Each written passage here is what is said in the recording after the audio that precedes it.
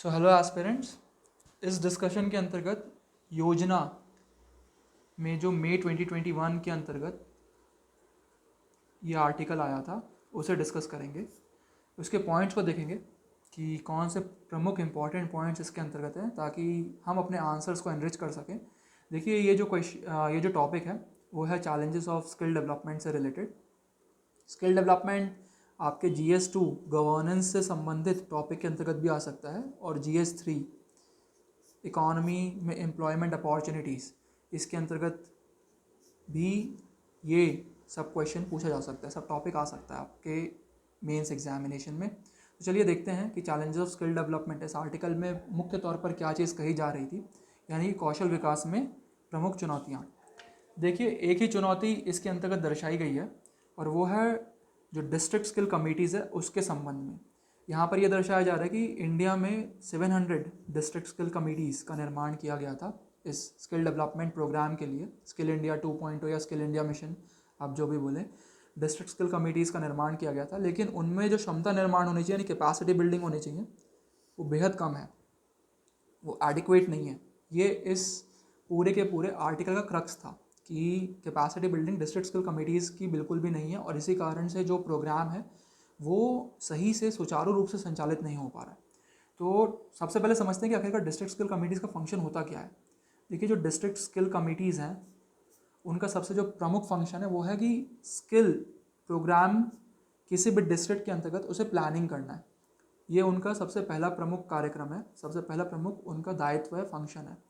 Second जो है वो है कि रिसोर्सेज, यानी कि रिसोर्सेज बिल्डिंग उनको करनी है, स्रोतों को ढूंढना है और स्रोतों को सही लोगों तक पहुंचाना है ताकि लोगों का कौशल विकास हो सके। ये उनका दूसरा दायित्व है। और जो उनका तीसरा दायित्व है वो है कि मॉनिटरिंग एंड एवैल्यूएशन, यानी कि मूल्यांकन करना है और ठीक तरीके से निगरानी भी करनी है।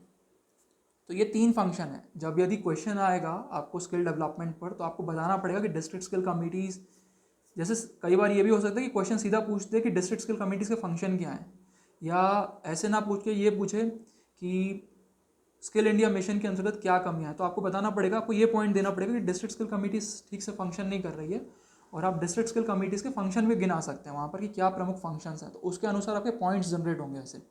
देखिए, इस आर्टिकल में कुछ पॉइंट्स दर्शाए गए थे कि क्या किया जाने की ज़रूरत है ताकि स्किल इंडिया मिशन को वापस सुचारू रूप से संचालित किया जा सके। और जो भी उनके पॉइंट्स थे वो सारे के सारे डिस्ट्रिक्ट स्किल कमिटीज़ के प्रॉपर फंक्शनिंग और उनकी कैपेसिटी बिल्डिंग यानी क्षमता निर्माण को लेकर ही थे। तो देखिए, पहला जो पॉइंट था वो ये था कि नॉलेज को इंस्टीट्यूशनलाइज किया जाए, जो भी डिस्ट्रिक्ट स्किल कमिटीज़ इम्पार्ट करती है, क्योंकि जो 700 डिस्ट्रिक्ट स्किल कमिटीज़ नॉलेज दे रही है उनमें कहीं पर भी आपस में तालमेल है ही नहीं। तो कुछ डिस्ट्रिक्ट कमिटीज़ कुछ नॉलेज दे रही है, कोई दूसरी डिस्ट्रिक्ट कमेटी कुछ और नॉलेज दे रही है। तो ज़रूरी है कि उसे इंस्टीट्यूशनलाइज किया जाए ताकि तारतम्यता आ सके। तो आप ये बता सकते हैं कि institutionalise knowledge of DSCs। Then जो सेकंड चीज़ थी वो ये बताई जा रही थी कि dialogue and communication between stakeholders अच्छे से होना ज़रूरी है। For example like government, then industries and जो भी कौशल विकास वाले युवा हैं यानी कि यूथ, इनमें जो एकमात्र लिंक है वो है डिस्ट्रिक्ट स्किल कमिटीज़। लेकिन इन सब में आपस में ठीक से कोऑर्डिनेशन या फिर जैसे बोलते हैं डायलॉग ही नहीं है, जिसके चलते भी डिस्ट्रिक्ट स्किल कमिटीज़ और जो कौशल विकास वो यूथ को दे रही हैं या युवाओं को दे रही हैं वो भी ठीक से संचालित नहीं हो पा रहे। तो आप ये बताइए कि डायलॉग एंड कम्युनिकेशन सही से होना चाहिए। थर्ड, उन्होंने बोला है कि जो स्टेट के एडमिनिस्ट्रेटिव ट्रेनिंग इंस्टीट्यूट्स है, ATIs का मतलब है एडमिनिस्ट्रेटिव ट्रेनिंग इंस्टीट्यूट्स, उनका यूज़ करें डिस्ट्रिक्ट स्किल कमिटीज़। हर राज्य में एक एडमिनिस्ट्रेटिव ट्रेनिंग इंस्टीट्यूट होते हैं जहाँ पर जो राज्य के PSC पब्लिक सर्विस कमीशन से सेलेक्ट होते हैं एस्पिरेंट्स, उन्हें ट्रेनिंग दी जाती है। तो इस आर्टिकल में ये सजेशन था कि स्टेट एडमिनिस्ट्रेटिव ट्रेनिंग इंस्टीट्यूशंस का भी उपयोग, जो उनके रिसोर्सेज हैं और जो वो संस्थाएं खुद हैं, उनका यूज़ करें ताकि अपनी कैपेसिटी बिल्डिंग कर सके डिस्ट्रिक्ट स्किल कमिटीज़। तो ये आप भी उदाहरण दे सकते हैं, एक पॉइंट आपके आंसर में ये और जुड़ सकता है। देन जो अन्य पॉइंट उन्होंने दर्शाया था कि फॉरवर्ड एंड बैकवर्ड लिंकेजेस होने चाहिए। ये फॉरवर्ड एंड बैकवर्ड लिंकेज क्या, देखिए, यदि आपको स्किल इंडिया मिशन पता है ठीक से, तो एक नेशनल लेवल कमेटी है NLC नेशनल लेवल कमेटी है, दूसरी है एक स्टेट लेवल कमेटी और तीसरी है डिस्ट्रिक्ट लेवल कमेटी। तो ये 3 कमिटीज़ है जो कि स्किल इंडिया मिशन को संचालित करती है, उसके कार्य निर्माण को देखती है। तो आपको ये बताना पड़ेगा कि फॉरवर्ड एंड बैकवर्ड लिंकेज ठीक से होने चाहिए, अभी वर्तमान समय में नहीं है। ना ही state level committee district level committee से ठीक तरीके से वार्तालाप करती है और ना ही जो स्टेट लेवल कमेटी और नेशनल लेवल कमेटी उनमें कोई तालमेल नज़र आता है। तो आप ये दर्शा सकते हैं कि इन तीनों में ज़रूरी है एक बेहतर लिंकेज स्थापित हो। तो ये फॉरवर्ड एंड बैकवर्ड लिंकेज की बात आर्टिकल ने कही है।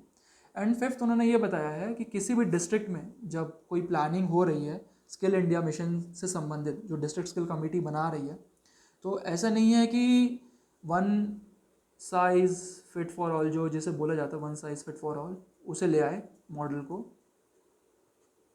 ऐसा नहीं है, ऐसा नहीं होना चाहिए। उनका ये कहना है कि जब भी यदि कोई डिस्ट्रिक्ट स्किल कमेटी कोई प्रोग्राम बना रही है स्किल इंडिया मिशन के अंतर्गत, तो सबसे ज़रूरी है कि सोशियो इकोनॉमिक प्रोफाइल जो है उस डिस्ट्रिक्ट की, socio economic profile of the district population, उसे समझने की ज़रूरत है।